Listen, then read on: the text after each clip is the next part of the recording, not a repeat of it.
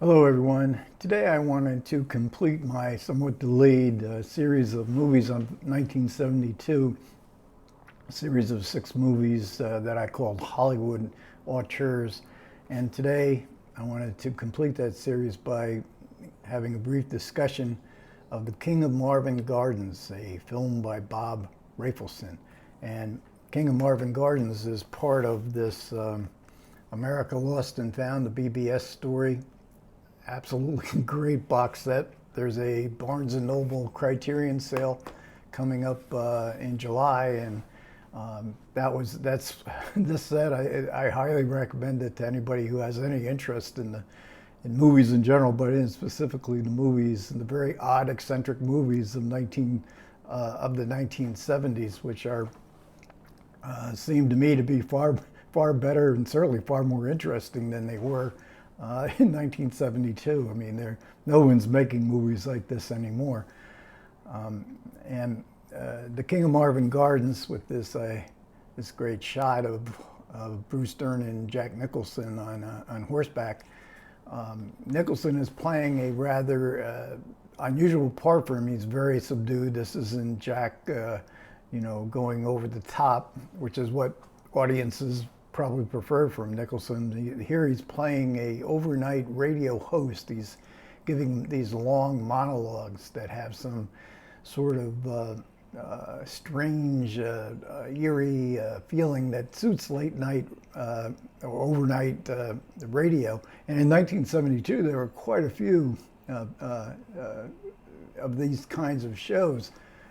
Gene Shepard in New York City. I grew up listening to him. Of course, his Christmas Story eventually became a popular movie. But FM radio in 1972 was a blast because it wasn't yet overwhelmed by the corporate presence and marketing, and you would have disc jockeys just play whatever they want, and you could listen all night long, and you would hear. You wouldn't just hear Jimi Hendrix's big hits, you would hear a whole lot of other stuff as well. But he's living in Philadelphia, and he's been summoned to come to Atlantic City to meet up with his brother, who he hasn't seen in a couple of years. So Nicholson, and then the brother played by Bruce Dern. And he's just the opposite. He's gregarious, outgoing. He's got some elaborate plan to build a resort in the Hawaiian Islands. But he also seems to be connected with the local mobsters. In fact, the head of the local gangsters is played by Scatman Crothers in a really nice and very vivid performance. And they're waiting for the Japanese investors to fly in to help invest in this new resort. But it's pretty clear to Nicholson's character that his brother is probably way over his head in this kind of investments. And there's 2 women involved here. One played by Ellen Burstyn, fresh off her Academy Award nomination in The Last Picture Show, also in that BBS set. And she appears to be his girlfriend. She's referred to as his wife. And there's a younger woman with her, played by Julianne Robinson, and who we learn is Ellen Burstyn's stepdaughter. And Ellen Burstyn's character is mentally a bit unstable, unreliable, and it adds to the general chaotic nature of these plans to build a casino, to fly to Hawaii, to get Japanese investors. And one of the real strengths of this movie is the locations in Philadelphia. This was in 1972. This was my stomping ground. So, when Jack Nicholson walks down Market Street and he goes to the 8th and Market subway, a curling stairway leading down into the subway. Hundreds of times I've been down that street and down those stairs. I was living in South Jersey, and those were. You not only had the Philly subway, but you also had the what they call in the high-speed line. That was a stop to take me back to to where I lived in South Jersey. And going down the shore, Nicholson just being summoned to go down the shore, and I believe that's a phrase that's used in the Philadelphia and South Jersey area, that people around the country going to the beach. We always called it down the shore. So they get many of the verisimilitude of the times, and the nomenclature very well. And of course, in 1972, Philadelphia was a bit shabby, but it's a great town. Believe me, if you've never been to Philadelphia, it's worth a visit, both historically, culturally, the music, all the Independence Hall, and you've got the Philadelphia Art Museum. None of that's in this movie, but there's a lot to see in Philadelphia. But a bit seedy in 1972, as most major American cities were in that era, but nothing was as seedy as Atlantic City. The decay there of the city, the once playground of the gangster world, the celebrities. Everybody came down from New York City. There was a train going right into Atlantic City from New York. And in the Roaring '20s, it was at its heyday. Boardwalk Empire television series, if you've ever seen any of that. And again, we get sort of a travelogue of 1972 Atlantic City of the famous boardwalk, the jitneys. We have the rickshaws on the boardwalk, which you would get in, and they're still there, the rickshaws, as are the jitneys, and kind of you get to see the famous Lucy the elephant, which was a monumental architectural kitsch kind of thing. It's still, I believe it's still there as well. I think it's a museum now. The Sky Tower, where you would take a kind of view or overview of Atlantic City with a nod to The Third Man. Of course, the saltwater taffy. But the glory days in 1972, these are the bottom of the barrel days. But then a few years after that, we had a referendum where we voted in New Jersey to allow casino gambling in Atlantic City. So there was a time of maybe 10, 15 years when Atlantic City was now the eastern capital of the Las Vegas of the East on the boardwalk. And they did great. But then as more casinos came in, the town has sort of declined. Again, I think there's still 9 or 10 casinos left in Atlantic City, but so many of them went out of business, including 3 or maybe 4 of Donald Trump's casinos. All the casinos he had on the boardwalk all went bankrupt, and there's lots of empty lots where proposed casinos were meant to be built. And I was never a casino guy, but I did the last time I was there, about maybe 5 years ago. To walk the boardwalk now in Atlantic City, and you used to see, as you see in the Marvin Gardens, you would see the ocean, but because of storm surges of recent decades, and I think particularly Hurricane Sandy caused considerable damage, went right up to the boardwalk and the casinos. They've made these huge sand mounds. So when you walk the boardwalk today, the romance of the ocean is gone for sure. You're just there to gamble.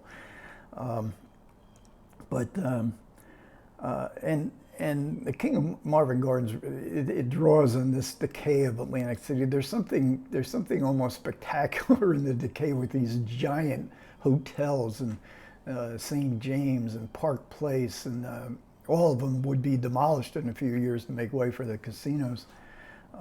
And it's off season. The movie is filmed off season, so there's nobody there but old people. So you go into these old hotels that look so, you can almost smell the mustiness of them, and everybody you see is walking on walkers, and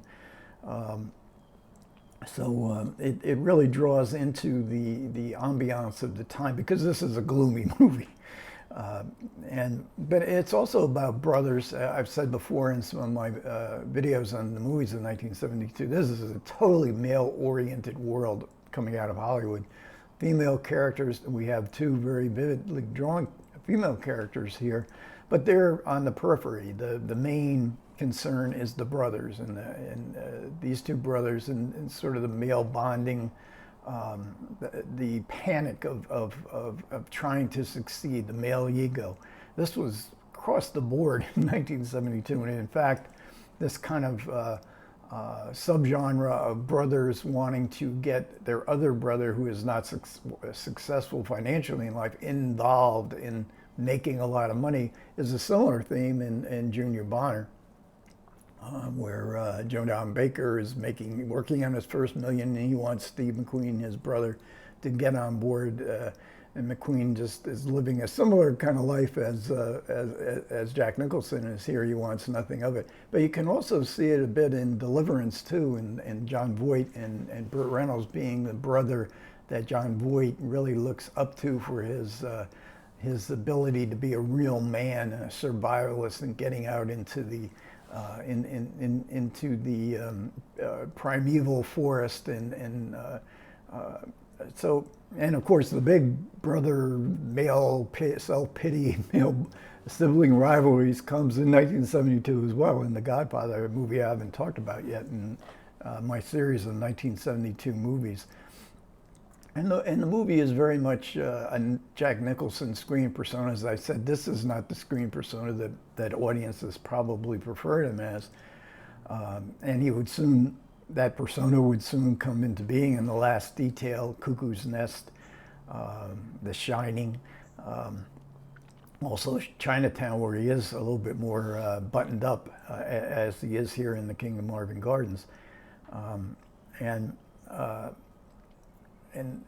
The movie includes some interviews from the 2000s with Bob Rafelson, with Ellen Burstyn, and there's a select scene commentary by Rafelson, which is it covers almost the same ground as the interviews, and one particular story I like, the grandfather of the boys is played by Charles Levine.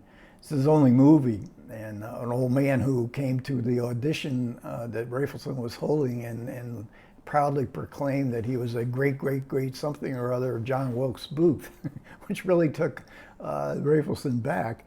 So he gets the Booth family was theater royalty in the 1860s, and he gets his chance to shine. He is really good in this movie. But we get no historical perspective on the movie from a film historian, and which I kind of missed, and especially in these interviews, nobody mentions that I caught Julianne Robinson playing the stepdaughter of Ellen Burstyn. This was only her second movie. I think I forget what the other movie was, a movie I'd never heard of, but she has a significant role in this movie, and then nothing after. And tragically, 2 years after the filming of The King of Marvin Gardens, she dies tragically in a fire back in her home in Eugene, Oregon. So she should have been acknowledged somewhere in the supplements to this movie, and it was not a critical hit. Now, the previous collaboration between Rafelson and Nicholson, The King, 5 Easy Pieces, was a big hit, both critically and commercially. This, The King of Marvin Gardens, though, was 13th in the box office charts for 1972. Mostly, I imagine, because of Jack Nicholson, but. I remember when I went to see it, there were lots of walkouts. People did not like this movie. Like I say, Rafelson, all his movies are odd. I mean, even his more or less mainstream, he made some neo-noirs. I think he only made 10 feature films in total. But it did have its champions in some of the, Roger Ebert gave it 3 stars. If you go to IMDb and you look at the critic reviews, they'll give you a list of it, and very often they include a Pittsburgh Press, and it's one of those links where you're taken to the actual newspaper, and I love that because you can see what's going on in Pittsburgh in 1972, what other movies, but they had a critic who's really pretty good. He was a big fan of The King of Marvin Gardens. And he confronts all he saw it 3 times in the article that this movie is linked to.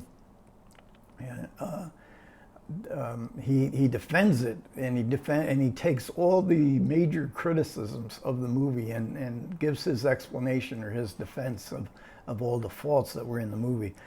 I didn't like King of Marvin Gardens. I thought it was a perplexing movie. Like I say, it's an odd movie. But when I watched it this time, and I'd seen it, I think, one other time through the years, when I watched it this time, I thought, boy, it's a really interesting movie. So, and I was going to make a video, and I thought, I was ruminating on the movie, and then I thought, maybe I'll watch it again before I make my video, and so I did. And I really liked it. I mean, it's so much a part of its time, 1972, this sheer gloominess that afflicted. President Nixon won this huge landslide, and all this anti-war, anti-Vietnam War just dissolved away.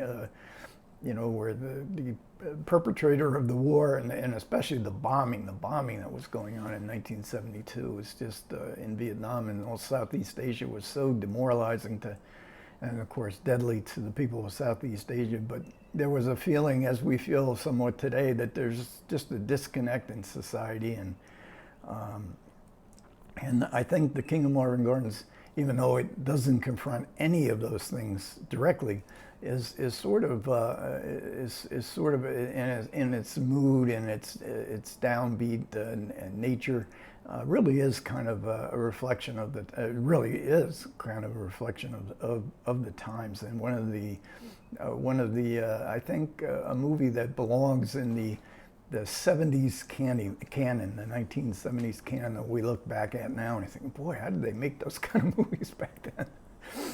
Okay, so that'll wrap up the Hollywood Auteurs stuff. The next series will be on science fiction movies, where I have The Grand Star Conspiracy, Solaris, and Silent Running. I couldn't really find. I was surprised how few science fiction movies. There may be some more that are worth seeing, and so if anybody sees a list, a movie from 1970 science fiction movie, please let me know in the comments. Okay, thanks a lot for everybody who listened. Again, comments are always welcome. Take care.